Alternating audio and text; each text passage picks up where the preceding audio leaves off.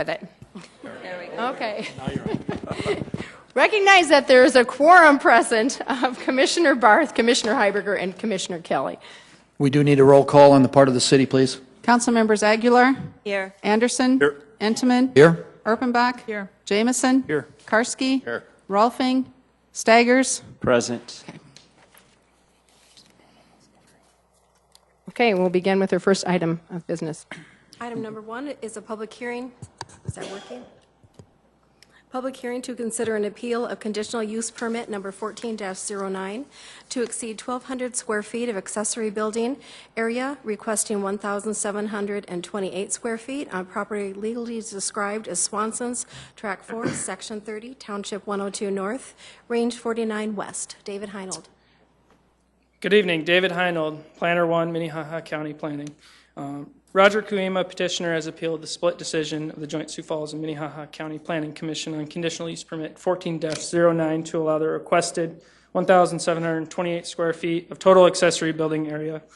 Therefore, the Planning Commission took no action. A copy of the appeal letter, minutes from the March 24th Joint Planning Commission meeting, staff report, site plan, and the location map are included for your review. The property owner has submitted a letter with concerns about the impact of the proposed building size on the neighborhood, as well as surrounding neighbors, which is included for your review also. And the petitioner has also included some additional information on the proposed building beyond the Planning Commission meeting. The County Planning Commission voted unanimously 5-0 to approve CUP 14-09 with a change in Condition 1 to allow 1,620 square feet of total accessory building area. The City Planning Commission voted 2 nays, 1 aye for the same motion, therefore this public hearing, therefore the appeal. The subject property is located at 5905 Northwestern Avenue. Petitioner is requesting to exceed 1,200 square feet. He's requesting 1,728 square feet of total accessory building area. To be used for personal storage of personal vehicles and as a hobby shop, and replacing an existing garden shed on the property. The proposed location for the building would be located northeast or west of the petitioner's house on the northwest corner of the lot, as you can see there with the subject property. On March 10th, Mr. Kuima told staff that the proposed accessory building would be constructed with 12-foot sidewalls. In the Planning Commission meeting, he is okay with either 12-foot or 14-foot sidewalls. There are several large accessory buildings located within the Swanson's Tract subdivision immediate area. In 2010, the property owner at 1801 West 70th Street North applied for conditional use permit 10-07 and was approved to allow accessory building area of 7,280 square feet, which is currently being used as a tree nursery business, is located directly southeast of the petitioner's property. The property owner at 1801 West 70th Street North applied for a conditional use permit. It's the same thing. Property owner at 2200 West 70th Street North has 4,704 square feet of total accessory building area, which is mainly, it's the building located west on the 40-acre parcel that is mainly used for agricultural storage. This is the location where the petitioner plans to use for access to the accessory building off Western Avenue, which is directly east of the proposed site for the building.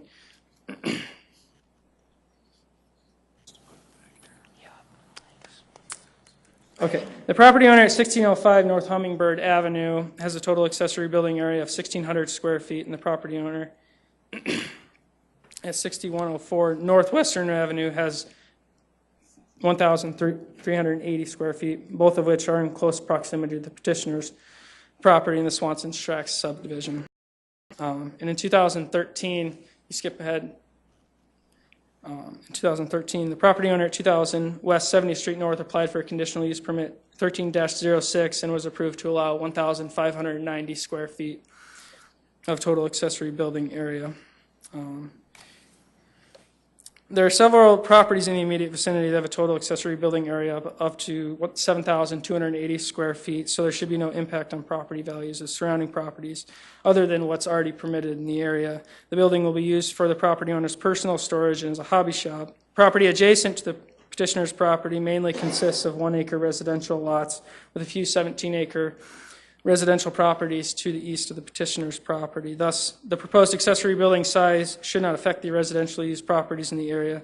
The requested building size would only cause a slight visual impact from Swanson Drive, which is the main drive for most of the residents in that subdivision, which there will be several neighbors that have expressed concerns over the site of the building coming into the neighborhood as they enter and exit.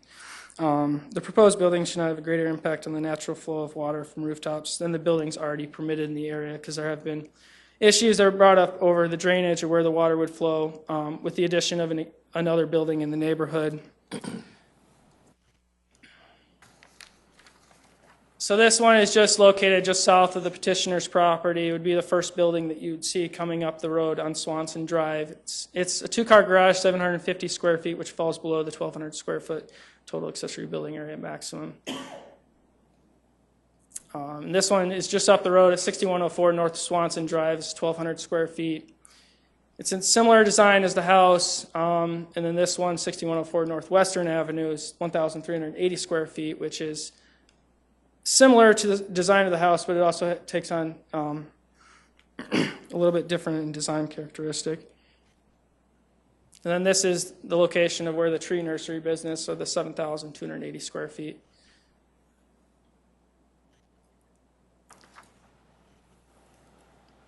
And this just shows the view from Swanson Drive looking towards the petitioner's property where the building would be. An extension off this.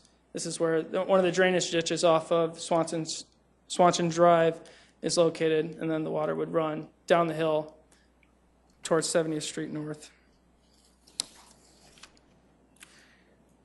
So staff found that the proposed building size would set a precedent for larger accessory structures on relatively small 1-acre lots. Therefore, the petitioner's request should be limited to the size of the largest existing residential accessory building in the neighborhood, 1,600 square feet. So staff recommended approval of conditional use permit 14-09 with the following conditions: that basically that the total accessory building square footage shall not exceed 1,600 square feet with a maximum of 15-foot sidewalls. And I won't go through the rest of those because I know that there are a couple. The applicant would like to make a presentation as well as a couple neighbors. If you have any questions, I entertain any questions that you may have. Are there any questions on the county side for David? Okay. Question on the city side. Kermit? Yeah, just to clarify, the petitioner wanted 1,728 square feet, is that right? That's the requested size, And 1,007. in your offices, you took a look at this request and said, no, it's got to be 1,600. That was based off what the largest existing residential accessory building was, the 1,600 square feet. If we back up to this one right here is the 1,600. It's on the north side of Swanson Tracks. It's actually in Swanson Tracks 2, which is north on Hummingbird Avenue, if you take Swanson Drive north. So from your point of view, in the planning office, 1,728 is just too big. The max is 1,600, huh? Well, in my opinion, 1,728 would set a precedent on relatively small 1-acre lots in other neighborhoods around the county in similar situations, and we would keep exceeding that. So that's the 1,600 square foot is based on the largest existing. Okay. So this is based on your opinion? Yes. Okay. Questions? Okay. Okay. Does the applicant want to speak? If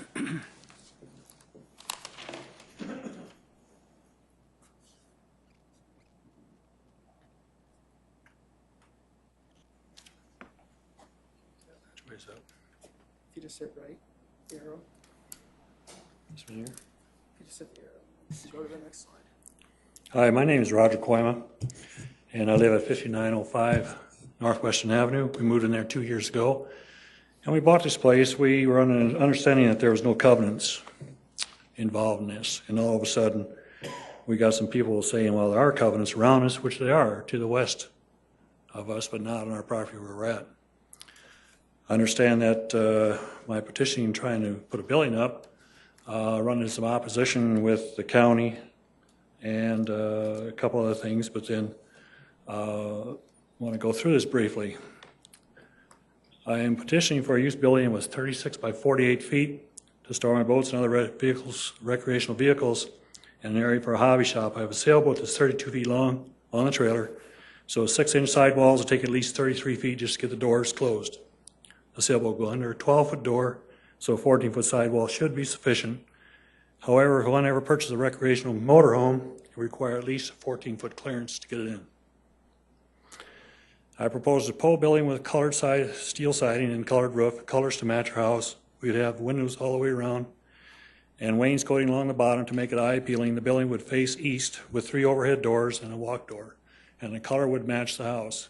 Some of the colors you're going to see on the building are not matching the house. When I put the color in there and printed it, it came out a different color. There is opposition to this building headed up by Mr. Herrick because it's not built with the same materials as our house. I'd like to point out that shown in the picture previously, Mr. Herrick's building is built on his lot. He has a brick house and a wood side building, so it does not conform to his house.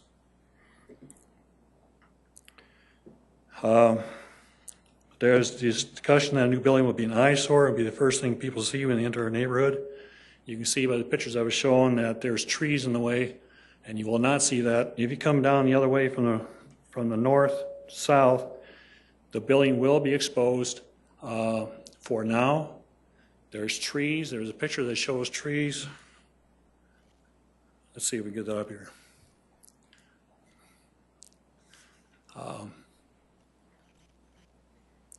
All right, here's the building. Here's the building viewed from Swanson Avenue. I interposed the building in there. My house is behind it. You can see the trees are well above the building. There you got some leaves on the trees showing that's showing the actual height of the trees and the height of the building. There is a row of evergreens along that fence line. You can just see them out there. So if you make those trees in a couple of years grow, it'll look like that. You won't see it at all.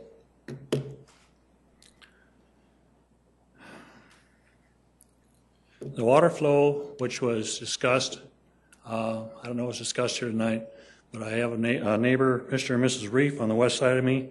They're concerned about the water flow there impounding their drainage area, and that drainage area will not be affected at all because it is well up. Well, in fact, here I take a level with a fence, and you can see from the left is the south side, the right is the north side, and you can see how the fence is going up the hill there. That's how much slope is in that ground going to the south. So there will be no water. His drainage field is actually west and north of that little white building there. So it should not pose any problem at all to his drainage field.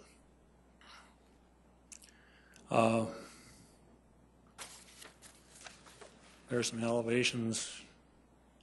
Here it's showing some water setting in the lot on my neighbor's lot to the left this spring when it ran off. And there you can see his house, and the drainage field is out in the middle there, and you see the water's all running this way, not that way. In fact, where my row of trees is there's a kind of a bank there, so no water will run past those trees at all. In fact, his water runs this way up against that curb or against that swell there. He actually has a ditch along his fence there to drain his water off to the rear or to the south. That's actually my lot looking south, and you can see the drainage going to the south there. So there should be no problem with that pose at all.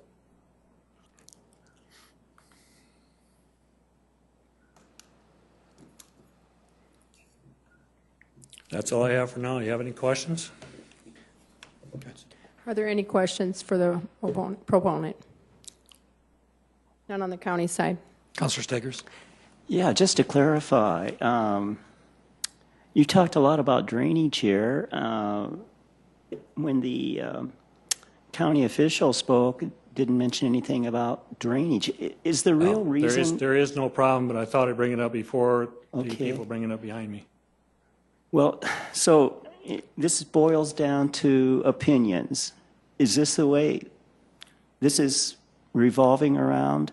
Well, I'm The sorry. opinion of the county planning department not wanting to set a precedent, and you wanting to have the 1,728 square feet. Is this what it boils down to? Is two different opinions? I'm not opposing the board. I'm not opposing the board. I may be speaking out of turn. I don't understand the situation here, but Okay. I'm speaking for the people that are trying to oppose this. I'm speaking against the people that are trying to oppose this. Okay, but that didn't seem to have any impact on these decisions. Okay, I'm sorry. Yeah, is that right? Yeah. So we're talking about 128 square feet, difference of opinion. Yes, sir.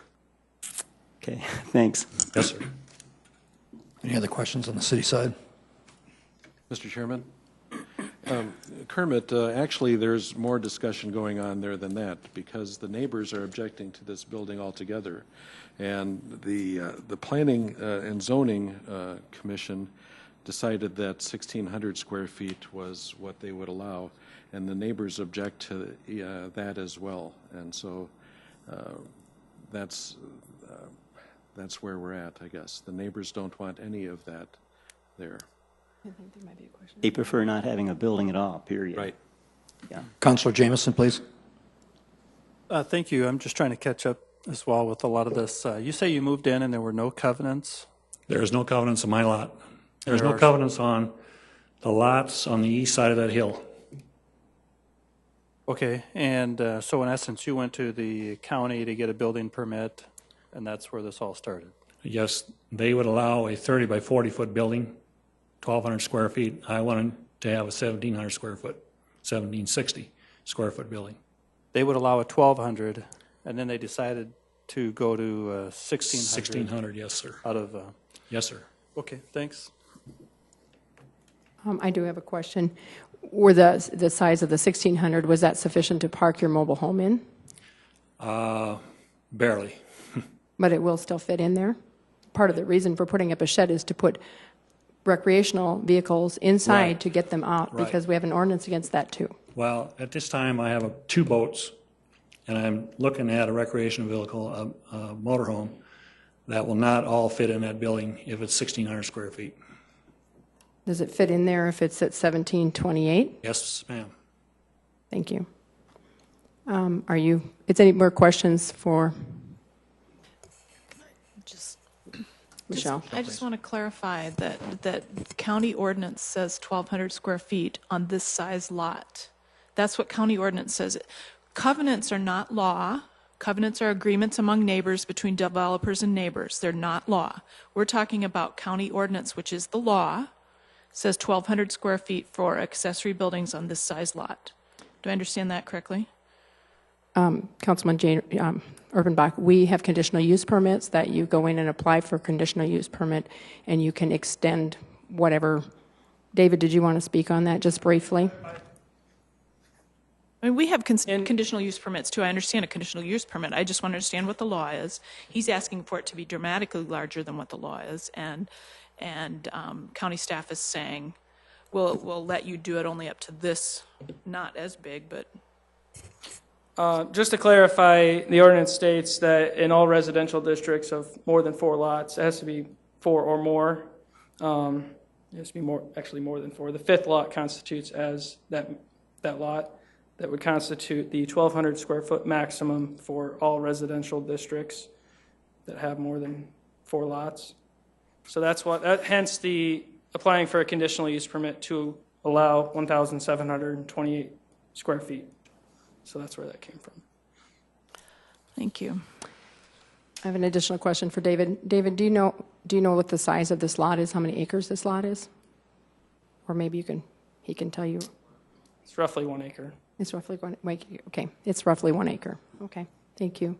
Any other questions? Oh, Commissioner Kelly. The law states one thing. The conditional use permit is they get the permit to exceed what the statutory requirements are, and I think it's intended that anything larger than, what'd you say, 1,200? Is that the county? 1,200 is the law. Anything, if it was 1,150 feet, he wouldn't have to come. But at 1,728 or at 1,600, he needs that conditional use. Then you can begin putting stipulations on a conditional use also, but it's not like he's breaking the law. He's just asking permission to go outside the established or the parameters that we have set up in our zoning laws.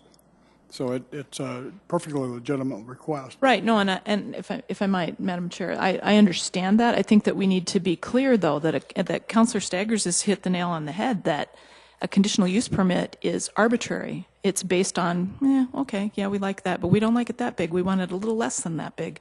I think we have to be really clear, and that's part of the reason that the city has gone away from conditional use permits, is because they are so arbitrary, or they can be. So I just wanted to make sure that we're looking at this problem through the right lens in terms of that it's a conditional use permit. Well, Commissioner Kelly. The city was working under a conditional use permit for 50 years before they decided to change the shape, and the county still does, and I still think they're a good tool. The applicant requested a conditional use permit to exceed the standards of the county.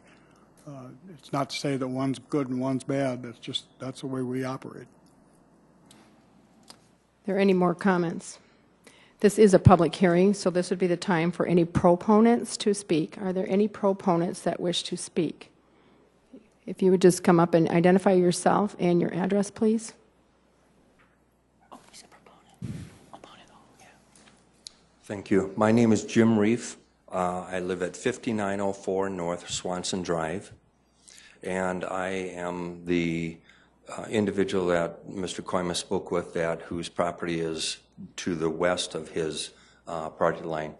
If you look up to the map there, why don't you go back to the map? Number 4 is the petitioner's property. I live in 27, so my property is approximately 300 feet from north to south. I don't want to get ahead of myself here, and I appreciate you taking time. The entrance into our housing area is one way in, one way out. The petitioner spoke of property that would not be visible because of my trees. My trees have been there for 20-some years. They're not going to grow to the height that he indicates in the next couple of years. They're probably 25, 30 feet tall now, and they do not block the road. I have 2 major concerns. A, the drainage issue, which he brought up, and number 2, the size of the building.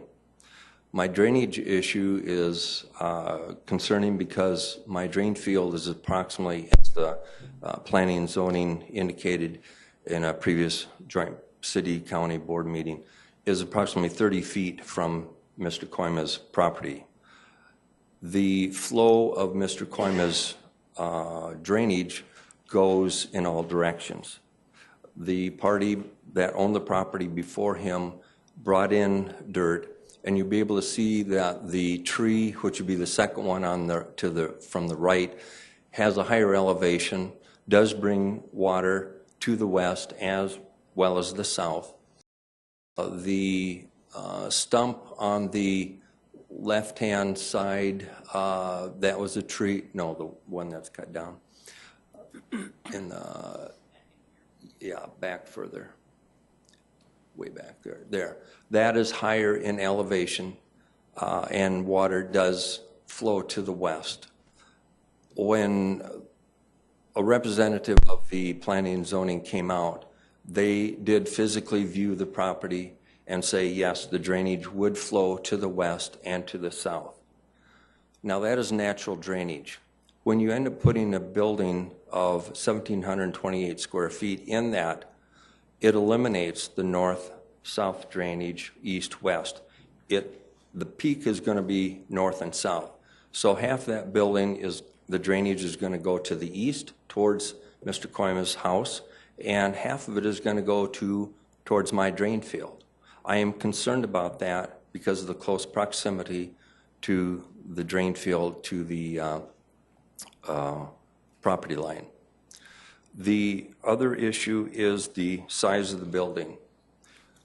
1728 far exceeds a 1 acre plot of existing building.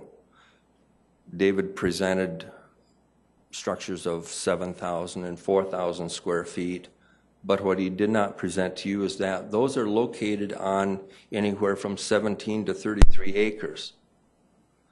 The property or the building at Hummingbird Lane, which is number 13, has 2 acres. The property of Mr. Herrick, which I believe was 1380, is on where it says Western Avenue. Right, that one there. He has approximately 15 acres. So to put a building which far exceeds most buildings out there on a 1 acre plot is, in my way of thinking, ridiculous. The other issue is that Swanson Drive, which you see there in red, is approximately 2 to 3 feet higher than my property. If you end up putting a building on the northwest corner of lot or track 4, the petitioner is able to go up to 35 feet. So subtracting the 2 to 3 feet difference, that's going to put the building up 14 to 33 feet higher than the road. You're going to see it very visible as you go in and you go out. And I know Mr. Entman is not too far away with his business, probably about a mile. Our housing development runs right alongside I-90. It is very visible from I-90, this housing development. So what you're going to see is, you might, tone it down by color, but you're going to see a big building sitting on the top of a hill. Why don't you go ahead to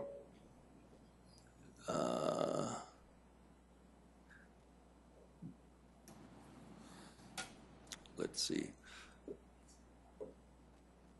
I don't know if we'll be able to see what I was looking at, but this tree line, the building is still going to be visible as Mr. Koima projected in his view.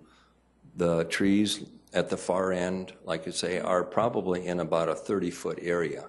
That leaves over 300 feet from my house to those trees for the visibility. And again, what people coming to Sioux Falls, traveling east and west, are going to look at a big building, an eyesore. Plus the idea that, again, county regulation says 1,200 square feet. The petitioner asking for 1,725 far exceeds the limit. And is the county or the city going to allow, because a person has so much property, well, maybe I should buy some property and put in a request an 1,800 square foot? I don't want to do that. Wouldn't do it to my neighbors. It's not appropriate. Thank you. Are there any questions from the county side? Commissioner Barth? Mr. Reif, how would you feel about a 1,200 square foot building at that same spot? I am not opposed to the building. I am feeling that the size and the presence is inappropriate. 1,200, I have no problem with. But to end up asking because I have boats and cars and mobile home and this and that, So then that means that the county, the city, needs to bend over backwards for? Are there any other questions on the county side? City questions? Councilor Staggers, please. Yeah, I guess I'm kind of surprised by the statement that the city and county are bending over backwards for this. If they would approve it at the 1728, because as the joint city planning had toned it down to 16, the petitioner is not willing to accept that. I think the reason the petitioner doesn't want to accept this is it's his property, and it's his boats and other equipment too. He believes that he needs 1728 to be able to take care of this equipment, and it's on his own property. Agreed. Yeah. Then, So I guess I have the right to defend my drain field, which could cause financial hardship on me. Yeah, we don't want you to have any hardship Right. there, that's for sure. But the county hasn't indicated that's a real problem. When I went down and spoke with the representative from County Planning and Zoning, I asked some questions. Do they have a surveyor? Do they have an engineer that they seek out when there are issues of drainage? No, we don't have one. Is there one on staff? No. So you basically make a educated guess. I have no knowledge of what their background is. My background is medicine.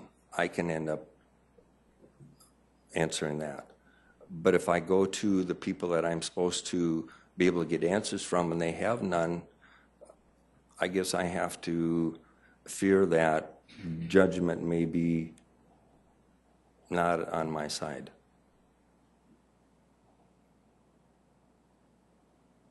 Councilor Karski? I don't know who can answer this, but what are the county's ordinances on parking of motorhomes, boats, RVs, et cetera, on your property? Do they have to be like in the city on a cement pad or a hard surface pad? What are the county rules? I mean, if you had property like this and didn't have a building, could you just park your 40-foot RV out there? David, you want to come to the microphone, please? Sorry. Well, you can have an RV and a boat, for example, if it's licensed and operable, is permitted to be outside of an enclosed permanent structure. Besides that, I believe there's a limit of 3 recreational vehicles or items outside of an enclosed building. Is that correct, David? yes. So vehicles, would an RV be considered a, Recreational vehicle. okay. If you have if you have an RV and 2 boats, you better start thinking about if you're going to buy anything else, putting it inside. Okay. Thank you. Any other questions? Okay. Are there any other proponents that would like to speak? You have to come up here and identify yourself. Oh, yeah, we can. Opponents. Oh, opponent, excuse me. Are you an opponent? Opponent? Opponent. I'd like to thank everybody for listening, because this is a struggle for our neighborhood. Could you identify yourself and My your name name, is, please? my name is Richard Huddleston. I've been a property owner there since 1985. You want to give your address just for the record, excuse me? 6004 North Swanson Drive. I don't know, don't quite understand the whole explanation given by the county planning and zoning, because when they say Swanson development and they bring up all these pole buildings and everything around there, there's not a single pole building in Swanson development that's been approved, not one. They're all wooden structure buildings. That 1,600 square foot building they keep referring to is on over 2 acres of ground. When he built that building, he owned all the land from 72nd Street north on his side of the road, over 2 acres. Since he built that building, Swanson added 4 more acre lots to the north side of him. They weren't originally in the development. They just appeared one day. Nobody knows how that happened except the county and planning and zoning. The neighborhood doesn't know. They're not under our covenances. I was always under the impression covenants were laws. We now know different. That's not the way it was explained to us back in 1985 when we bought our land. So the only person that in the past that enforced these covenants has since died. His son has since sold the rest of the land. We have nobody to enforce these covenants now, and it appears like anybody can do whatever they want. The covenants mean nothing. The paperwork that we have say they're still enforced. But we don't know where to go from here, and we're afraid our neighborhood's going to turn into a pole building haven. Because there hasn't been a pole building up there in 29 years, and now everybody wants one. All the people that realize they're not under our covenants are after a pole building now. And they're going after them big.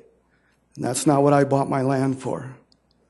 I didn't want to be part of that. If I would have known that, I would be in someplace else today. That pole building you see down on the bottom that they keep referring to, that was put up against the covenants and it was a surprise to everybody in the neighborhood. We didn't have a chance to protest against that building. They kept it a secret from the neighborhood that was going to be a pole building. We had a representative down there during that meeting. It was never brought up that the type of construction that was going to be. So I would like people to just realize what our neighborhood's going to turn into depending on the result of what happens here tonight. Thank you. Thanks. I'm wondering, are the covenants on record? They are. Do we have a record of them? With the planning and zoning have a record of them? They do, and we don't understand why, and they're going to continue to authorize building permits with people that have covenants against them. They told us that. And they keep telling us, take them to court. That's the only answer we get from planning and zoning. Take them to court. So how are we supposed to do that? The day after the pole building gets put up, we got to get everybody together and figure out who's going to pay the lawyer. You know, we think it could be stopped a long time before it gets to the courts. Why can't it be?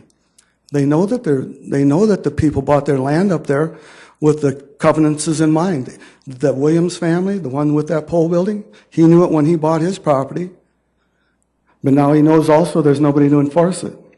And if that's the way it's all going to go down, if that's the way it's going to be from here on, some of those old people that have been up there 29 years just might decide to get out, and I'm one of them.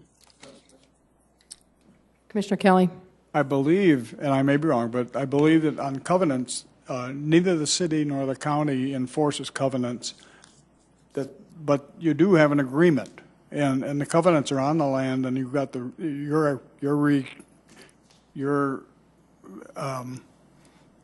you may go to court with this guy to enforce covenants. Because the covenants I do not believe, and maybe the planning people can tell me better, but it's my understanding is the covenants are an agreement within the properties that are covered by the covenants. You can go to court to enforce them, but that the county and the city do not enforce them because they're not law. No, we understand that now. You would have to pay the court costs, yes. We understand that we don't expect them to enforce them. We do expect them to let the people in the neighborhood know there's going to be a pole building going up next door tomorrow. Why can't they do that? Well, you're being aware of it right now. Well, yeah, and it's a court issue now. With the Williams family. It's not a court issue. It is with the building that's up. Issue.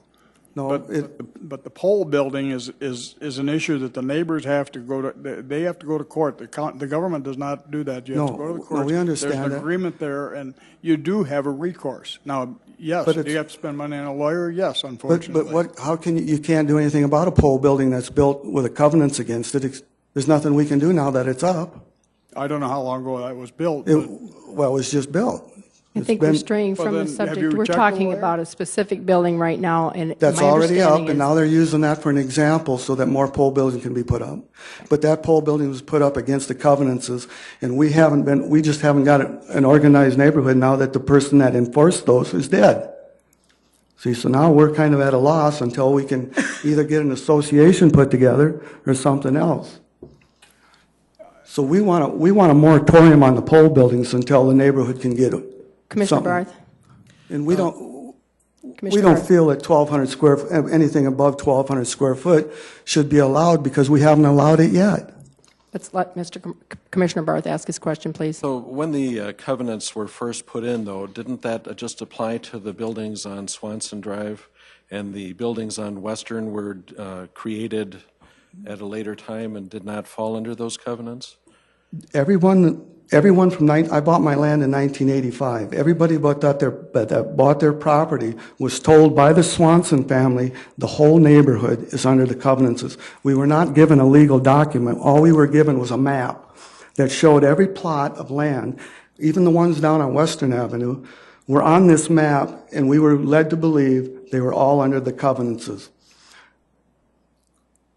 We were not given a legal description in words until just about a month ago. Is there any more questions? Are there any more opponents that want to speak at this time? Otherwise, we will... Thanks a lot. Yep, thank you.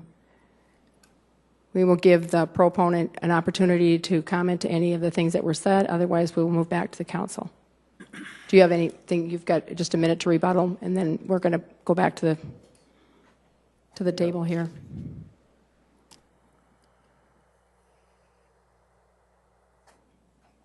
First of all, I'll go back to my neighbor on the west, talk about his drainage. Is drainage an issue?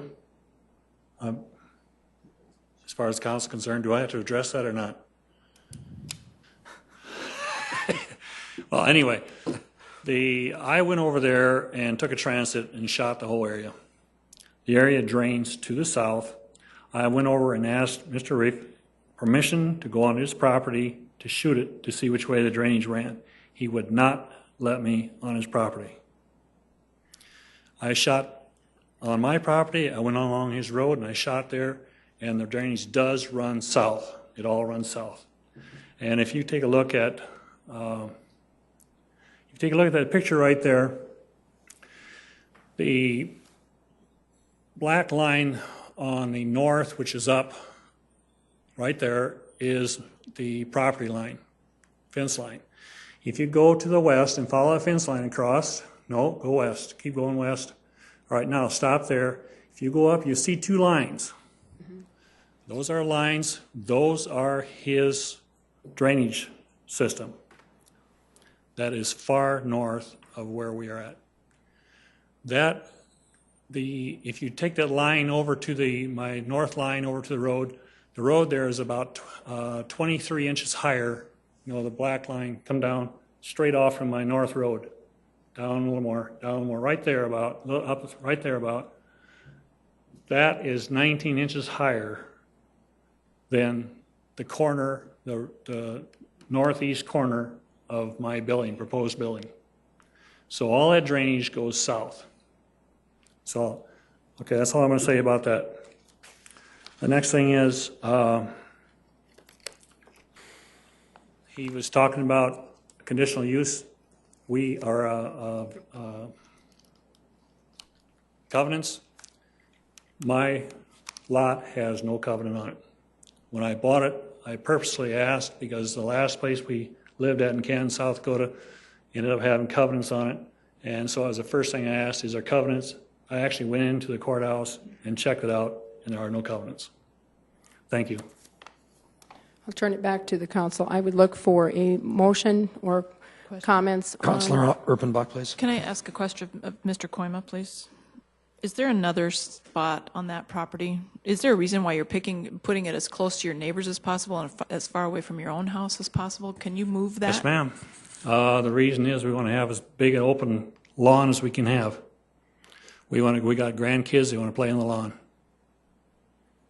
So if we put it in the corner, it's out of the way. It's still on my property. And by the way, we are 24 feet away from the edge. See that? We're 24 feet from Mr. Eric's property. We're 16 feet from the north side.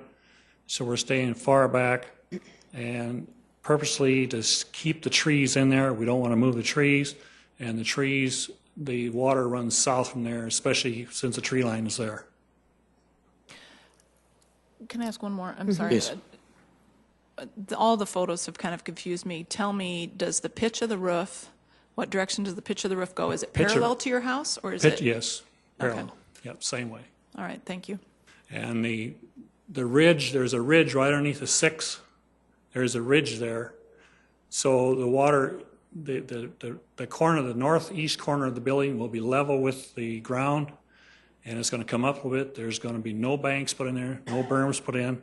The water will run around the north to the west and then run south along the, right there. It'll go down the building. It'll actually run down the building, run to the right a little bit, and it'll dump through right down there. Okay, thank you. Councilor Karski. Trying to figure out access. How are you going to get to this building? All right, come up the road there, take a right there, Okay. and then come up. There's a gate between that white line and the black line. There's a gate right there. I'm going to come right through there. Okay, so you're going to have a gravel road? Yes. Okay, okay. And a And gravel door, driveway. the door to the building is going to be on the east side there then? That's correct. Where's that one picture?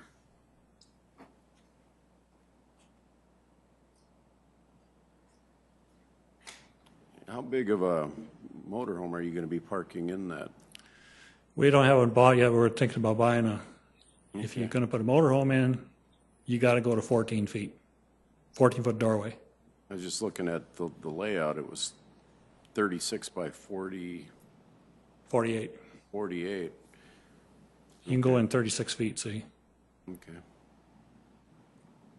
Councilor Anderson. Sir, you talked about how you shot your property and everything to Yes, check ma'am. the drainage. Yes, sir. Have you hired a construction company, or do you have a construction background to? I've got background. I learned how to run a transit when I was in high school. I was a mortar person in the Army. We ran transits all the time with the mortars. I know how to run a transit. Okay. Are you going to build this yourself, or are you going to be Yes, sir. hiring a builder to do this? I'll be or- doing it myself. Okay, thank you. Any further questions? At this point, we'll take it back to the council. I'd be looking for discussion or a motion on the county side.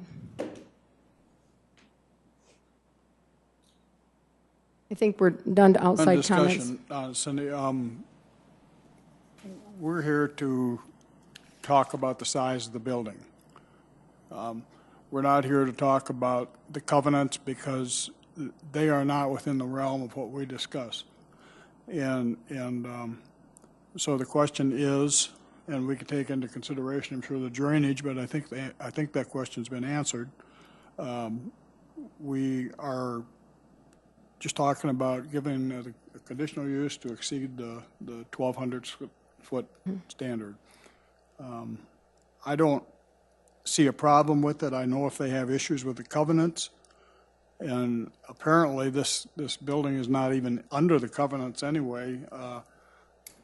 Unfortunately, there was not due diligence done when properties were bought out there, and I think they were led to believe, maybe misled, as to what existed out there. But unfortunately, that is not our realm to sit there in judgment of the covenants. That's simply a civil case. Unless Jeff has a comment, I'll make a motion to uphold the Planning Commission. I have a motion to approve the Planning Commission's decision, which, Dick, was 1620. 1,600. Okay. I'll second that. I have a did want motion that and clarification. a motion and a second on the county side. Did you have a comment, Commissioner Barth? No, I just wanted to make sure it was at 1,600. Okay. We have a motion and a second on the county side to uphold the planning decision, the Planning Commission's decision of 1620. Comment before they vote?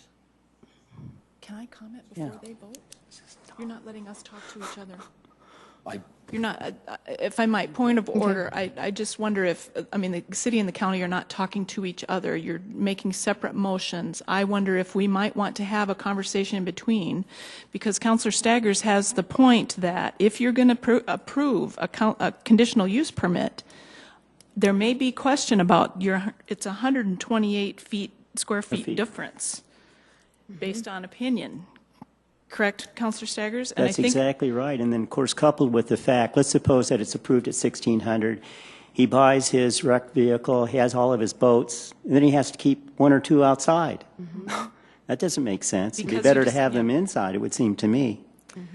So that would be my concern, is that on city side, we're not necessarily okay with the 1,600. It's what I'm hearing from some of us anyway. So I just am throwing that out there as, that we had talked about how are we going to converse as a group, and we're not doing that very well right now, is what I'm saying. Commissioner Kelly? I agree with Councilmember Urbanbach. I believe that there should be a joint discussion on this thing. It's been a problem we've had before, and I think that the discussion period now after the motion is made should be, and it's now close to the audience, but the discussion should be amongst both bodies so that we can come to a mutual answer. So the motion was, if I might ask, just clarify, was to approve a conditional use permit, but for 1,600 square feet. Is that correct, Councilor Kelly? That's correct, with the stipulations that were put on by the county planning and zoning. So there are about 8 stipulations in there if you look. And my motion is to uphold the county planning department, or county planning.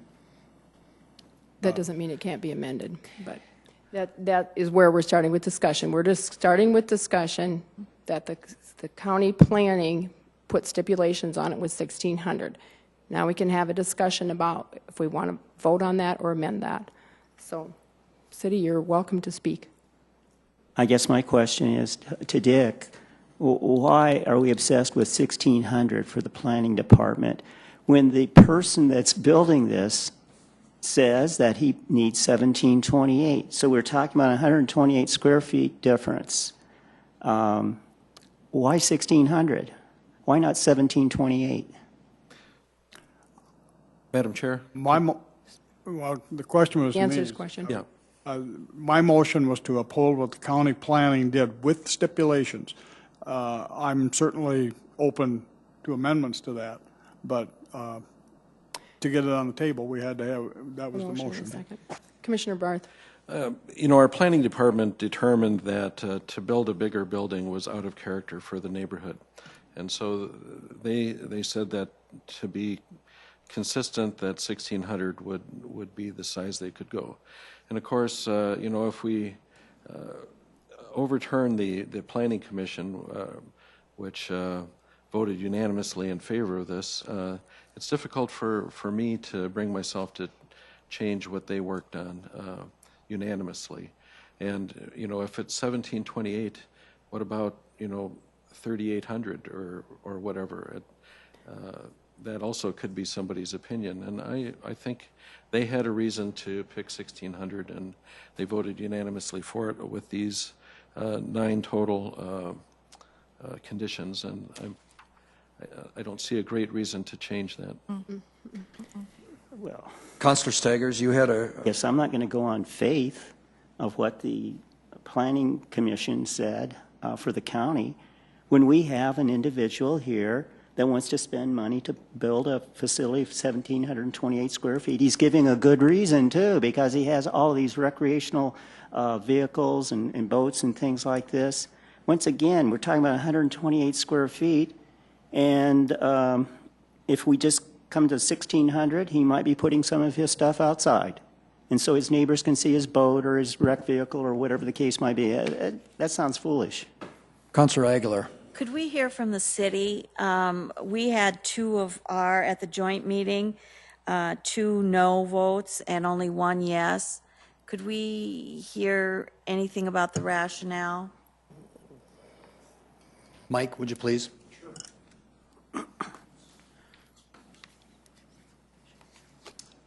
Sure. I'm Mike Cooper with Sioux Falls Planning and Building Services. Just to clarify, when the motion was made at the joint City-County Planning Commission meeting, it was actually made to go with 1,620 square feet. And that was based on the testimony that was conducted during the hearing. The County Planning Commission unanimously supported that motion. The city did not support that motion. And it was based on the public testimony of other surrounding properties. One of the challenges that we have as staff for this kind of item is that the standard is 1,200 square feet. So if you want to go larger than that, what are the criteria that you should be looking at? Is it just personal opinion? So as a staff, when we were confronted by this request, we took a look at the development and we said, let's make it, or recommend making it consistent with some of the other residential scale accessory buildings. Not the ones that are used for agriculture or businesses, but the residential side. So that's how we came up with, as a staff, for our recommendation to go to the 1,600.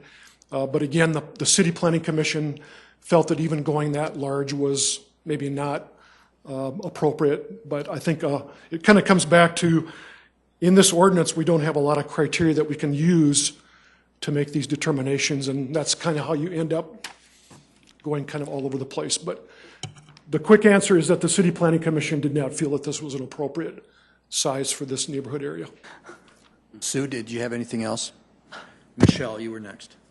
Well, I guess to me the question is not whether it's 1,700 or 1,600. The question is, are we going to let him build a building or not? And the rule is 1,200.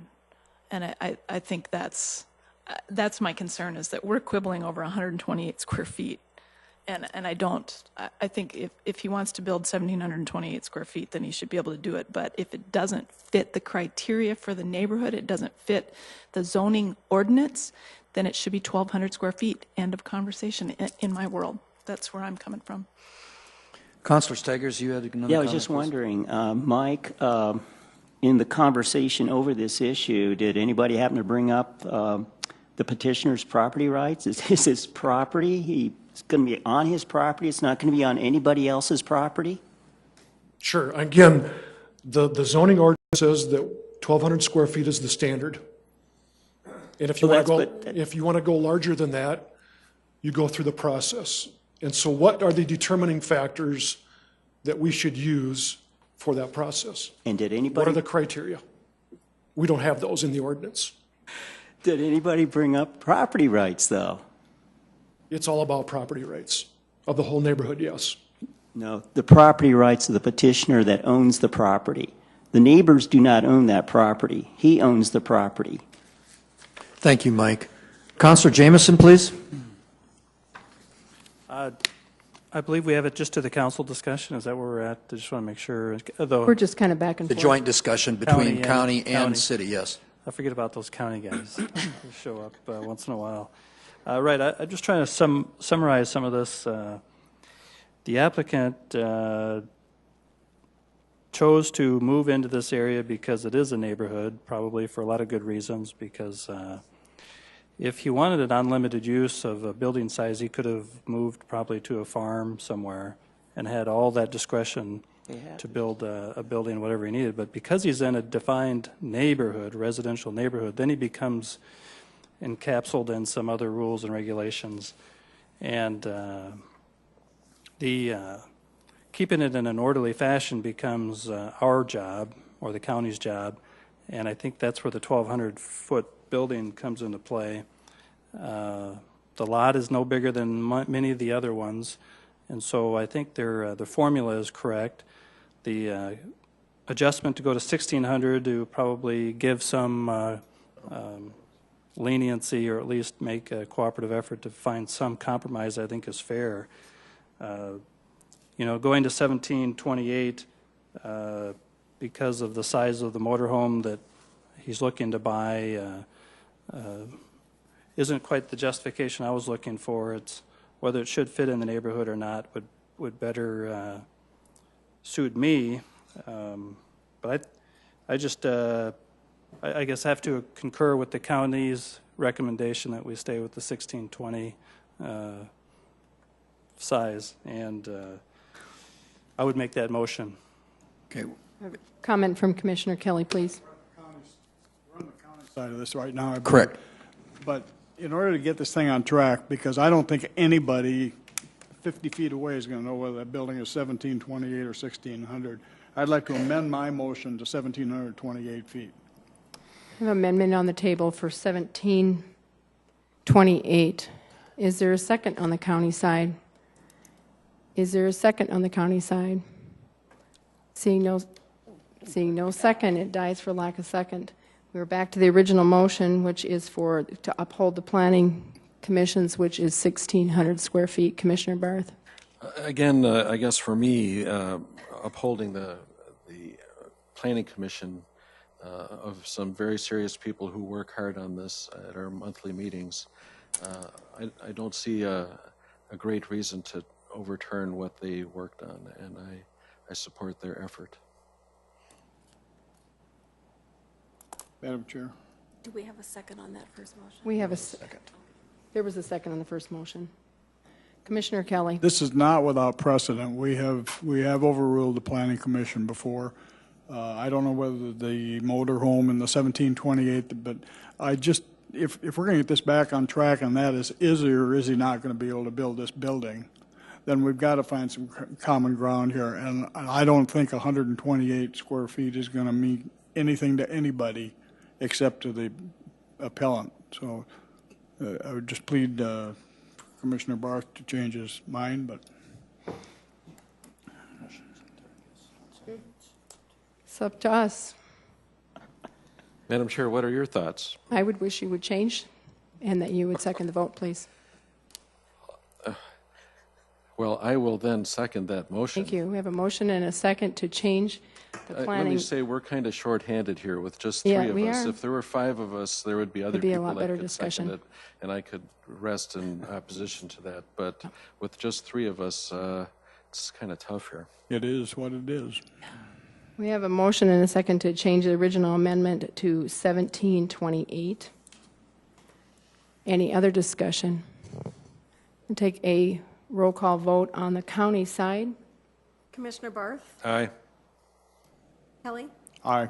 Heiberger? Yes. Now it goes, motion passes 3-0 for 1728. Now it goes to the city side. No, there's an amendment. That was to amend. That was the We haven't amendment. voted on the amended motion yet. Now we're going to go on the original motion, The amended motion. the amended motion, excuse me. And we should have a roll call vote on the, Commissioner Barth? Aye. Kelly? Aye. Heiberger? yes. Motion passes 3-0. On the city side, do I have a motion? Move to uphold the Planning Commission recommendations. Second, please. Second, Jameson. There's been a motion by Erpenbach, second by Jameson. Roll call vote, please. Yeah, I have a substitute motion. Excuse me, what's it? Substitute motion. Right, I'm sorry. Yeah. He needs to amend. Amend. Yeah, to 1728. And I would second that. Okay. Sorry, I totally blew it up. You're right. Sorry. Okay. So we have a motion to amend the main motion and a second. Could we have a roll call vote on the amendment? Council members Aguilar. No. Anderson. No. Entenmann. Yes. Erpenbach. Yes. Jameson. No. Karski. No. Staggers. Yes. Okay, now we're We have 4 noes and 3 yeses. 4 noes and 3 yeses. Fails. So it fails. So it fails.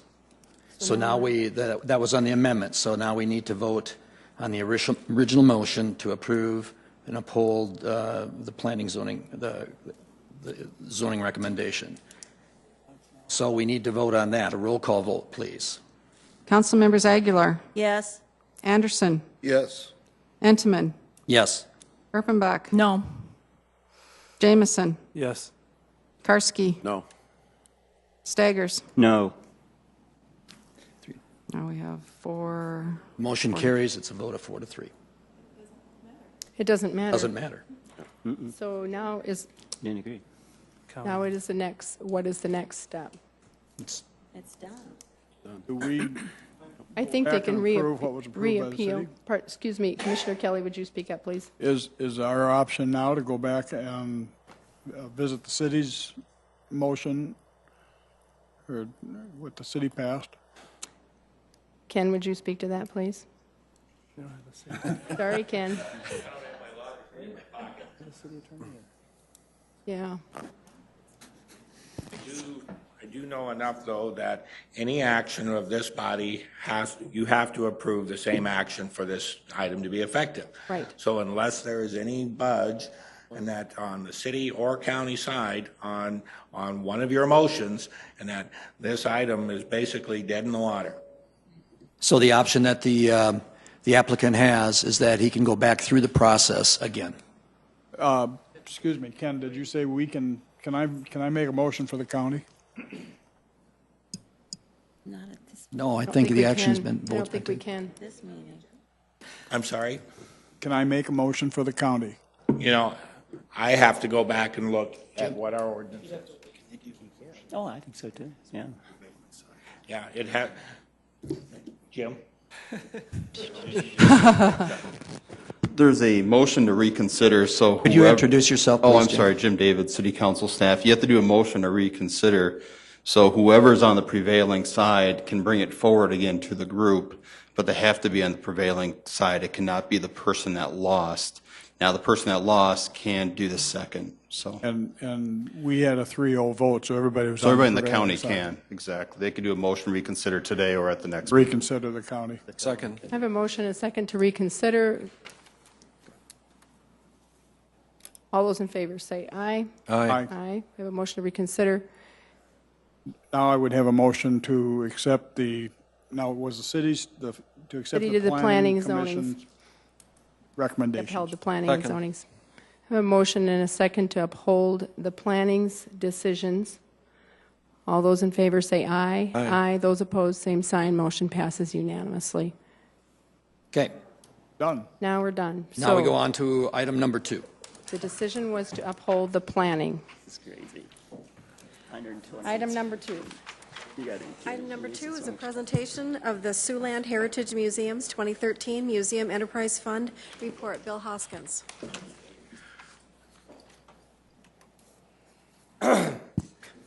Good evening. Bill Hoskins, Director of Siouxland Heritage Museums. I'm here tonight to present the annual report for the Museum Special Enterprise Fund.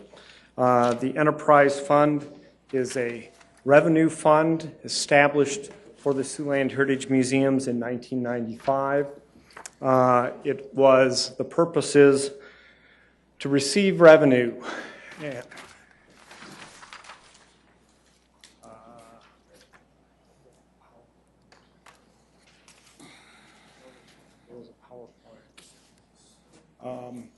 Anyway, I guess we'll wing it. Okay. Anyway. Did you get some? I got one. There we go. You got one there? No, Great. you got The Museum Enterprise Fund receives revenues and accounts for expenses associated with the rental of space in the museum system, sponsorships, and in the provision of programs, events, and services for which a fee is charged. Over the last 5 years, the Enterprise Fund, 4 out of the 5 are revenues. We've been lucky, have exceeded our expenses in that fund. The expenses in 2013 were $158,026. The budget for 2014, and that's something that the council and commission approve in a joint budget, is $187,764, and that's the budget that was approved by you for 2014. Our revenues come into the Enterprise Fund from a variety of sources. Well, they come in variety of sources, but they come in for a variety of purposes. One is our education program. The museum's education programming, both on and off-site, the expenses for materials and presenters is all borne by the Museum Enterprise Fund. And that accounted for about 18% of the revenue coming into the fund. Our exhibition program, which is funded currently jointly by the Enterprise Fund and in part by the museum's operations budget, about 11% of that in 2013 supported revenue came in because of exhibits. Collections management, it was about 19%. Rentals accounted for 41% of the total income coming in, passing into the enterprise fund, and other 11%. Other includes donations to the donation box at the Pettigrew or Old Courthouse Museum, some other. The expenses in the same categories line up a little differently. About 11% is the education, 3% exhibits, 10% for collection, 13% for rentals, and other 63%, which seems like a big chunk. A large part of that is personnel. We have 2 full-time positions that are funded in part by the enterprise fund. Also, all rentals provided, the staff that works overtime or part-time staff that work those rental hours at the Old Courthouse Museum, their money is reimbursed to the operations budget from the enterprise fund, and that accounts for about 99,000, well, the majority of the other. Also last year we did some other projects, including the replacement of the floor at the Old Courthouse Museum. That was a $30,000 project. That also accounted for a lot of the other expenses. So in 2013, that was a little bit bigger piece of the pie than it ordinarily is in a typical year. I should back up. The revenue coming into the enterprise fund comes from a variety of sources. We have our museum endowment. The museum has an endowment. We can draw, it's managed by the Sioux Falls Area Community Foundation. About $40,000 a year flows out of that into the enterprise fund for specific obligated projects. Those projects might be the conservation of a painting. They might be for the acquisition of a replacement star lab. It might be we used endowment money to replace the floor in the courtroom. In the past, we've used it to buy a van for educational programming. The enterprise fund is a great tool for us, and it's really helped take a lot of the burden, from the tax-based budgets. In 2013, the enterprise fund accounted for 13% of the total expenses for the museum. The museum store about 1%, and then the city and the county, the city 42%, the county 44%. Chief difference between those is I'm adding the Pettigrew maintenance budget to the city's half of the operations, and the Old Courthouse maintenance budget to the county's half. Old Courthouse, bigger building, cost more to take care of. And that was just a comparison to the revenue sources in 2012, where the enterprise fund was about 10% in 2012, 13% in 2013, as a comparison. If you look at the balances of the fund, this is where the balances at the end of the year have been in the fund. That's part of the revenue that we generate. One of the reasons we have a positive balance is there are certain obligated funds, funds that come into us through grants. It might be a grant from the Daughters of the American Revolution for an exhibit project or a conservation project from the endowment. When those come into the enterprise fund, they're obligated for a specific project, and sometimes those projects go from more than one calendar month or year, and so they'll show up in multiple years. At the end of 2013, we had $89,000 in obligated funds in the enterprise fund. The other thing that we try to do is we look ahead at future projects. In 2016, for instance, we're looking at building a new long-term exhibit at the Pettigrew. That expense will be about $60,000. So we are essentially trying to bankroll that as we go along. The enterprise fund has been a very valuable and important part to our operation. The annual budget for that is something that is developed and presented to the City Council and the County Commission. You determine what that budget is in the joint budget hearing every year in August. The fund is administered by Minnehaha County, but we all benefit from it. I won't take up any more time. If you have questions specific about anything, I'd be happy to answer them. Are there any questions for Bill? Commissioner Barth? It's a bit of a comment and a question, but 2013 was a little bit down because we were not able to rent out the main hall there during the floor replacement. And what are you expecting for 2014?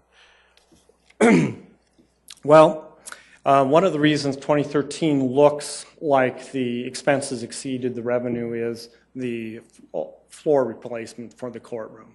The courtroom was out of service for about 6 weeks total. During that time, we couldn't do programs. We didn't do rentals in that space. So our income was down a little, but also our expense was a one-sided expense. It was a one-time expense to replace the courtroom floor, and the revenue that came in for that came in the previous cycle with the endowment. And in 2014, we hope that revenues will exceed expenses. Are there any other questions on the county side? Michelle? None. Thank you. I would just comment that I think it's important to understand that this enterprise fund is, as Bill said, taking burden off of the taxpayer dollars that are going into these funds, and that it's important to understand that as this enterprise fund grows, our contributions will eventually lessen, and so I think it's important for us to support this. The other thing I would say is that in 2014, it's my understanding there are no weekend weddings available anymore. No. Or there were 2 weekends maybe. Not until December. Wonderful. Right. It's going to be busy. It's going to be hopping there on that brand new floor, and it's gorgeous. If you haven't seen the new floor, you need to stop by. And one thing, a number of years ago, Councilman Staggers had asked me when the enterprise fund would hit 10%, and it was at about 2%, and now we're last year at 13%, and so it's something that I think continues to grow as a part of our operation. Good. Questions on the county side? Okay, thank you, Bill. Next one. Next agenda. Next agenda item. Item number 3 is a presentation of the 2013 Helpline Center Community Trends Report. Janet Kittams-Lally. Good evening. Good evening. I think you all have a copy of the report, and I won't go through the entire thing with you this evening, but I'm going to hit some highlights for you. First of all, I think all of you are familiar with the Helpline Center and the 211 phone number, but we do an annual community report back to report what we've seen this past year. So I'm going to start in the center of the folder that just looks at the call volume. And you can see that our call volume for 2013 was up. We were just over 39,000 phone calls. That's up 3%, about 1,200 more phone calls than we saw in 2012 in the Sioux Falls area. Underneath that is the different types of calls we answer. Those have not changed a lot, the percentages. You know, most of our calls are information and referral based. Throw in some listening support, some crisis phone calls. I would say the one change this past year is that we saw more listening and support phone calls than we had the previous year. The space below that is a comparison of the types of calls or the needs of our callers. I compared 2012 to 2013, and then I compared to national. I have the ability, we code our phone calls on a coding system that is universal with all 211 call centers across the country. So the data I submit is the same as what they submit in Los Angeles or Minneapolis or so on and so forth. So what I took is I took that national average data of all the 211 call centers and compared what we had here in our area to that. I'll just point out a couple of points of interest here. When you compare just what happened in Sioux Falls, or it's mostly Sioux Falls, but it's South Dakota data, but the vast majority of the calls are in Sioux Falls. Disaster services, you'll notice we jumped dramatically, and obviously that's because of the ice storm and the response that we provided to that. We also saw a slight increase in our calls for housing and utility assistance, and a slight decrease in our legal and consumer public safety category. Then if you compare what we see here locally with national, there are several categories that are quite a bit different. The percentage of phone calls that we answer under food and meals is about 6% of our phone calls. Nationally, for 211 call centers, that's about 16%. We certainly have people in our community that struggle with food and meal issues. There's no question about that.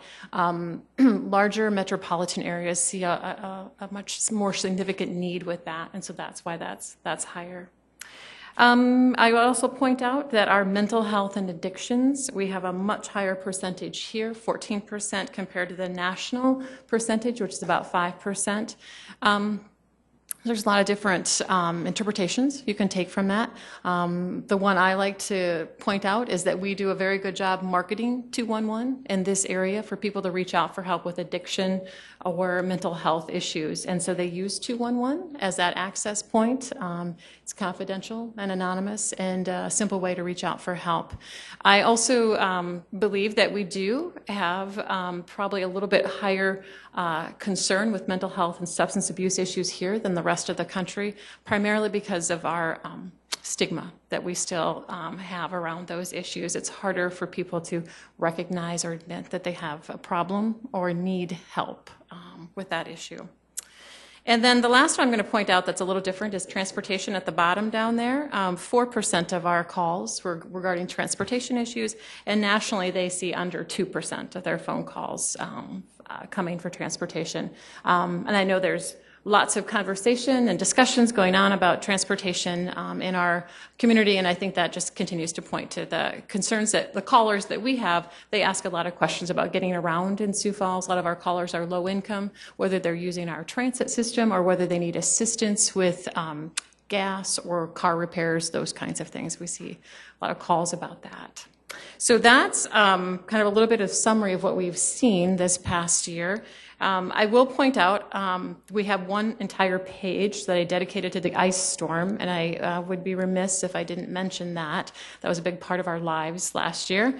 The helpline serves as that point of contact when a disaster strikes the city for that information for the public, so the burden is taken off 911 for those non-emergency phone calls. So we answered over 3,500 phone calls for the ice storm, and I just put a couple of sample questions that people asked us, but we handle a lot of branch-related questions, as you might well imagine. People needing help picking up those branches, disposing of those branches, and finding out when they could drop those branches off and when the city was going to pick them up. So that really, relatively speaking, all went smoothly. My staff really stepped up and worked a lot of extra hours and answered those phone calls, but all came out well in the end. And just the other point on there, we talked about unmet needs. The Helpline Center is part of an organization called Sioux Empire Organizations Active in Disaster, which is nonprofit organizations that come together in that disaster response mode.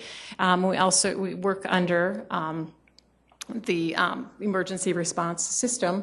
And so when that is activated, we put together an unmet needs committee. I happen to chair that unmet needs committee.